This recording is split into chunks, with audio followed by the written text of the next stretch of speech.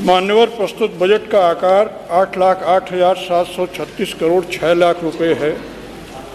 इस सदन में एक ऐसा बजट प्रस्तुत किया गया है जो कागजों पर सुनहरा और हकीकत में काला है। सरकार का दावा है कि किसानों की आमदनी दोगुनी हो गई है, अर्थव्यवस्था तेजी से बढ़ रही है और देश प्रगति के पथ पर है। लेकिन मैं सरकार से पूछना चाहता हूं, अगर खेतों में समृद्धि आई तो किसान सड़कों पर क्यों बैठा है? अगर अर्थव्यवस्था बढ़ी है तो अमीर और अमीर, गरीब और गरीब क्यों होता जा रहा है? अगर कृषि में समृद्धि आई तो लाखों किसान जो सड़कों पर धरने दे रहे हैं, ये कैसी तरक्की है, कैसा विकास है? अगर सरकार सच में किसानों के हित में काम कर रही होती तो एमएसपी को, न्यूनतम समर्थन मूल्य को कानूनी दर्जा देती, लेकिन ऐसा नहीं हुआ। सत्ता के गलियारों में जब सौदे हो जाते हैं, अन्नदाता की मेहनत भी नीलाम हो जाती है। मान्यवर, आर्थिक असमानता, अमीरों के लिए सोना, गरीबों के लिए रोना। सरकार कहती है कि देश में आर्थिक सुधार हो रही है, लेकिन इसके लिए बढ़ रहा कारोबार मगर सिर्फ कुछ घरों का। गरीब की बस्ती में आज भी उजाला नहीं है।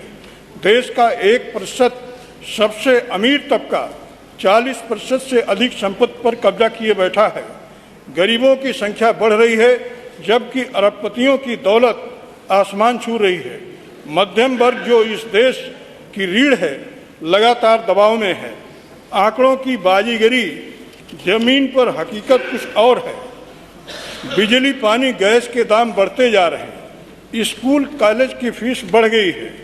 किसानों को फसल का उचित दाम मिले, एमएसपी को कानूनी दर्जा दिया जाए, बेरोजगारी दूर करने के लिए उद्योग, सरकारी नौकरियों के अवसर खोले जाएं, छोटे मध्यम व्यापारियों के लिए टैक्स में राहत दी जाए, महंगाई कम करने के लिए ठोस कदम उठाए जाएं, शिक्षा, स्वास्थ्य क्षेत्र को मजबूत किया जाए।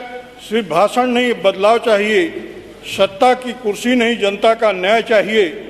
सत्ता में बैठे लोग बस अपनी गाथा गाते हैं, जनता के मुद्दे बजट की लाइनों में दब जाते हैं। विपक्ष इस बजट को पूरी तरह अस्वीकार करता है।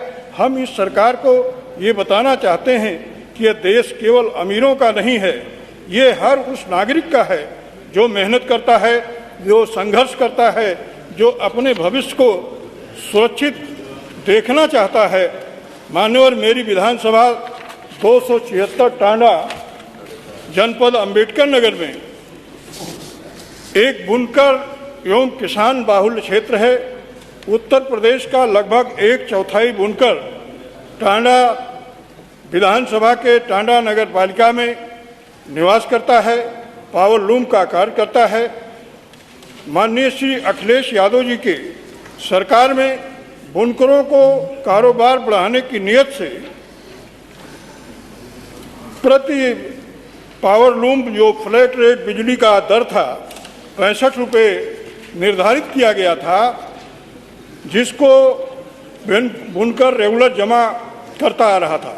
भारतीय जनता पार्टी की सरकार ने बनने के बाद कोई नया रेट निर्धारित नहीं किया और 1 अप्रैल 2023 से रेट को 7 गुना बढ़ाकर 5 किलोवाट तक 400 रुपये प्रति पावर लूम बढ़ाकर किया।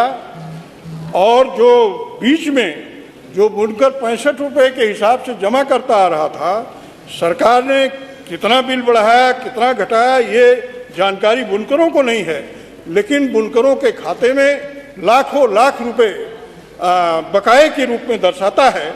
जबकि आपका नीति आयोग ने एक ऑर्डर कर रखा है, ये चैप्टर 4 के पेज 66 पर है, 464 लाइन में इन्होंने इस ऑर्डर को जो बकाया दिखा रहा है, इसको छूट की राशि दिखाकर बिल को समाप्त किया जाना चाहिए। इस बकाये के आधार पर बिजली विभाग के लोग अनावश्यक रूप से बुनकरों के ऊपर FIR दर्ज करते हैं, उनका आर्थिक शोषण करते हैं, उनकी RC जारी करने का काम करते हैं। इस तरीके से पावर लूम के विकास के कार्य की गति धीमी हो रही है। मानीवा टांडा उत्तर प्रदेश का सबसे बड़ा हथकरघा उद्योग क्षेत्र है, जहां पर टेक्सटाइल पार्क की स्थापना किया जाना अति आवश्यक है। टेक्सटाइल पार्क की स्थापना होने से स्थानीय लोगों में रोजगार का अवसर मिलेगा। हमारे क्षेत्र के पास में ही बिरला सीमेंट फैक्ट्री है, जो टांडा में रेलवे स्टेशन है, उस पर वो अपना डस्ट गिराते हैं, जिससे पूरा आधा शहर के लोगों में सैकड़ों लोग कैंसर के मरीज हो गए और लोगों का खाना पीना सोना सब कुछ दूभर हो गया है। धन्यवाद माननीय सदस्य। याद दिलाइए, 8 मिनट तक का समय है। नहीं 8 नहीं है, अध्यक्ष जी बता गए थे, बस नहीं 8 नहीं 5 से 7। टांडा में हमारे टांडा नगर पालिका में पूर्व चेयरमैन हयात मोहम्मद की बाग तक कमर हयात के घर से लगभग 500 मीटर नाला का निर्माण किया जाना आवश्यक है।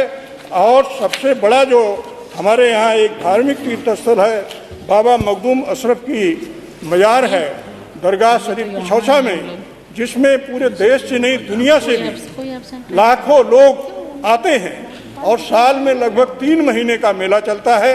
मैं उस मेले में सरकार की तरफ से मांग करता हूं कि उसके सौंदर्यीकरण के लिए बजट में प्राविधान किया जाए।